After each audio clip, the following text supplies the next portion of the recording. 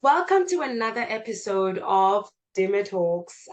Previously, we did actually receive from one of our followers a question when it comes to mashonisas and loan sharks. Now, as we said, that Dimmer Talks is your credit expert when it comes to all credit-related matters. We are here to walk this journey with you and to know that you are not alone.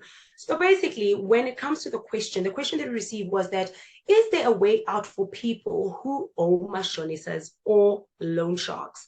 The question for that, like with any other credit agreement, you can get out of that debt.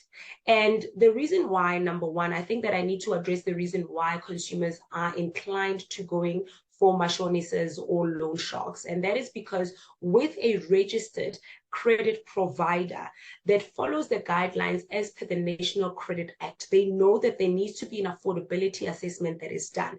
The assessment does consist of your 3 months bank statement, does as well as your payslip, and they also do a credit check. And sometimes that can be a bit of an issue for some consumers, and especially if at all you know that you are over indebted, or perhaps you've got debt that you could not pay previously, so therefore they are reflecting negatively on your credit profile. So then you are drawn then in a situation where you want to take out a loan, then you go for the option of going for a mashonisa because you know that they do not always do proper credit checks.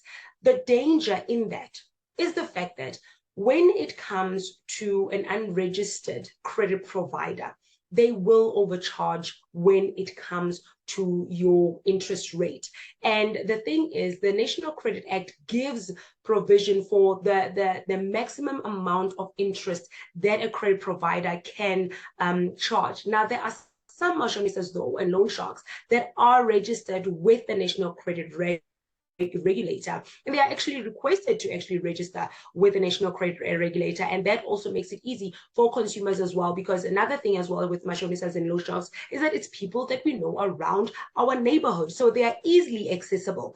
And so if at all really you need to register and you feel like or rather you need to use the services of a mashonisa, rather go onto the NCR website, check whether there is a mashonisa that is within your neighborhood or close to where you live, close to where you work, that you can actually approach. That way you know you are protected.